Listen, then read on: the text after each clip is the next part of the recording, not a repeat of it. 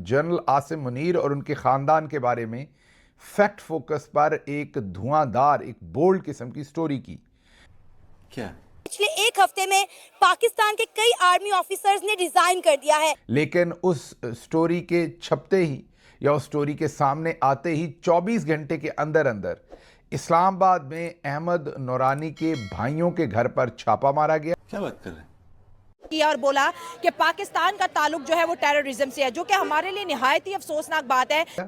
छापा क्या, धावा बोला गया, वहां पर हमला किया गया, जिसमें कहा जा रहा है कि इंटेलिजेंस एजेंसीज, गालिबन आईएसआई या दूसरी एजेंसीज के लोग भी उसमें शामिल थे। कि जो मुल्क खुद जो है टेररिज्म का शिकार है, क्वेटा जो ट्रेन हाईजैक का मामला दुनिया के सामने, हमने सबसे ज्यादा दहशतगर्दी की जंग में जी अपने जाने कुर्बान की है। बैगन उसमें पुलिस भी शामिल थी, लॉ इन्फोर्समेंट की दूसरी एजेंसीज भी शामिल थी।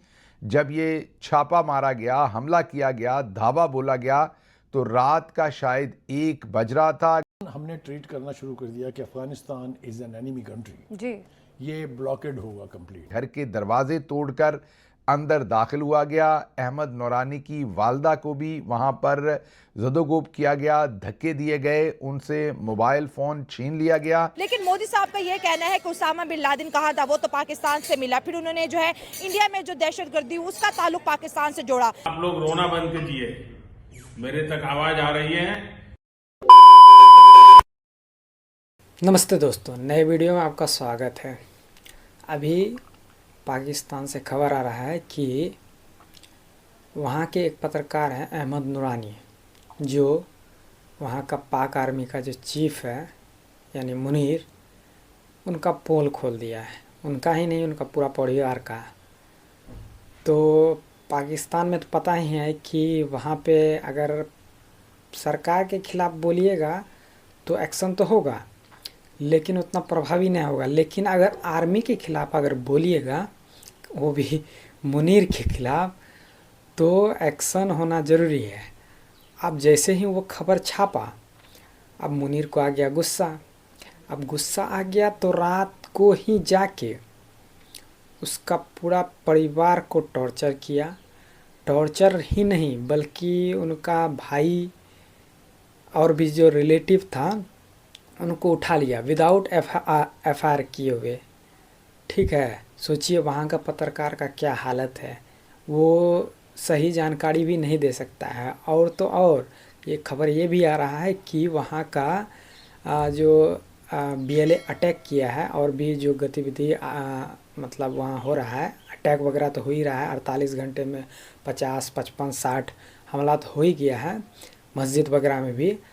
अहमद नूरानी बता रहे हैं, उन्होंने अपने ट्वीट्स किए हैं बहुत सारे, और उसमें उन्होंने बताया कि उनकी बहन से मोबाइल फ़ोन छीन लिया गया क्योंकि उन्होंने वीडियो बनाने की कोशिश की थी। ये तमाम लोग जो उनके घर पर आए थे, उनके 2 भाइयों को गालिबन खूब मारा पीटा गया। कहीं ना कहीं जब हम कहते हैं कि दोनों कंट्रीज के बीच पीस आना चाहिए, तो वहाँ पर सबसे बड़ा चैलेंज जो है वो टेररिज्म है। इंडिया को भी यही डाउट है और सेम डाउट पाकिस्तान को भी है। बॉर्डर्स बंद होंगे, नहीं आने देंगे, किसी को न जाने देंगे। जरा सोचिए क्या होगा। मैं आपको पेशेंट को ही कर सकता हूं कि 2 हफ्ते से 4 हफ्ते अगर ये बॉर्डर बंद रहे तो कहत की पोजीशन सिचुएशन हो जाएगी काबुल में। ठीक है, फिर हम देखेंगे कि ये जो जत्थे हैं ये कैसे एक रेगुलर आर्मी का सामना करते हैं। अगर जंग है तो फिर जंग है ना। ठीक है, जंग के लिए तो हम उस वक्त भी तैयार थे जब हमने अभिनंदन को नीचे जमीन बोझ करके और उनके 2 जहाज गिराए थे। हमें धमकी दी गई थी ना कि हम we will go for full fledge attack. बहुत ही ज़्यादा तशद्दुद किया गया उनके घर के अंदर, उनके बच्चों के सामने, उनकी माँ के सामने, उनकी बहन के सामने, और फिर उन दोनों भाइयों को वहाँ से अगवा कर लिया गया।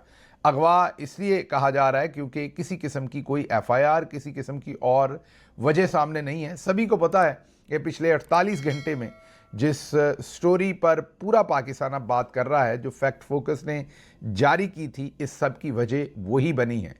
कर सामने आई है कि जब से बलूचिस्तान में और खैबर पख्तूनख्वा के मकाम पर पाकिस्तान की आर्मी पर अटैक किया गया है, टीटीपी और बीएलए मिलकर एक के बाद एक पाकिस्तान की आर्मी पर हमला कर रही है। जराये के मुताबिक खबर निकलकर सामने आई है कि ये बीएलए और बीएलएफ की तरह की जो ऑर्गेनाइजेशंस हैं, अगर इनके टैक्टिक्स को देखा जाए तो क्या समझ आता है आपको? क्योंकि मैं स्टैट्स पढ़ रहा था, तकरीबन 500 के करीब डिफरेंट जगहों पर अटैक किया गया पिछले 1 साल में। अब जो तब्दीली हम देख रहे हैं उनकी स्ट्रैटेजी में वो ये है कि इवन ख़वातीन बॉम्बर्स का भी इस्तेमाल किया जाता है। तो क्या लगता है आपको कि लॉन्ग टर्म इफेक्ट्स इसके हमें कर्टेल करने के लिए अब क्या करना पड़ेगा? कंसेंसस मौजूद है सियासतदानों में, पॉलिटिकल फोर्सेस में, कि अब इसका कोई लॉन्ग टर्म सोल्यूशन हमें ढूंढना है? It's high time. लगाम खींच ली, पीछे से नहीं जाना और उनका नहीं जाना, किसी के पास मत है ही नहीं। Nobody applies his mind, what ever message comes, कोई सही मैसेज है, गलत मैसेज है, घटिया नारा लगता है यहाँ। और लगाने वाले तमाम घटिया तरीन, बहुत जलील तरीन लोग हैं जो कहते हैं फलां है तो पाकिस्तान है। ये लॉजिक दुनिया में किसी मुल्क में नहीं बिकता। ये सौदा यहाँ बेचने की कोशिश की जा रही है कि फलां है तो पाकिस्तान है। तो उसने इसका भी जवाब दिया कि मुल्क है तो सब कुछ है। जी जी, I think that's a right approach, इसकी तारीफ की जानी चाहिए। और जनाब बिलावल भुट्टो जरदारी, हमारे दौर में तो जी दहशतगर्दी खत्म हो गई थी। है कोई बात करने वाली? October 4 BLA people killed. Aurangzeb bombing November में 35 killed. Ormara bus attack 14 killed 2019। Gwadar hotel attack 5 killed BLA के। पारा चनार मार्केट बॉम्बिंग 15 किल्ड अक्टूबर में। पेशावर मॉस्क बॉम्बिंग जनवरी में हुई 5 किल्ड 2020। खैबर पख्तूनख्वा मदरसा अटैक अक्टूबर में हुआ 8 किल्ड। बलोचिस्तान IED कैंपेन दिसंबर 10 को ही 10 सिक्योरिटी के लोग शहीद हुए। कोयटा सुइसाइड बॉम्बिंग जनवरी 10 बंदे इसमें शहीद हुए। 2021 दासू बस अटैक जुलाई 13 किल्ड 9 चाइनीज नेशनल। पंजगौर अटैक दिसंबर में हुआ 10 सोल्जर्स किल्ड शहीद हो गए। कराची यूनिवर्सिटी बॉम्बिंग अप्रैल 4 किल्ड 3 चाइनीज नेशनल BLA ने किया किल्ड। ये है जनाब मंजरनामा उनका, जो कहते हैं कि हमारे दौर में तो दहशतगर्दी थी ही नहीं।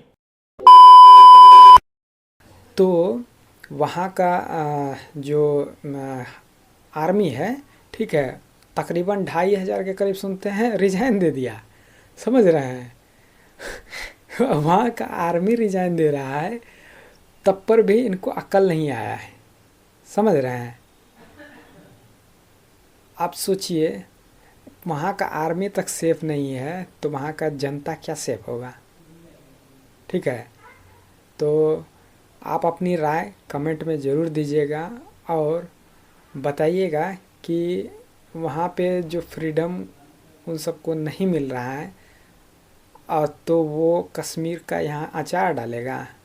कश्मीर जो चिल्ला रहा है जबकि वो उसका है भी नहीं। चलिए वीडियो एंड करते हैं। कैसा लगा आपका कमेंट में ज़रूर बताइएगा और चैनल पे नए हैं तो चैनल को सब्सक्राइब ज़रूर कर लीजिएगा। जय हिंद।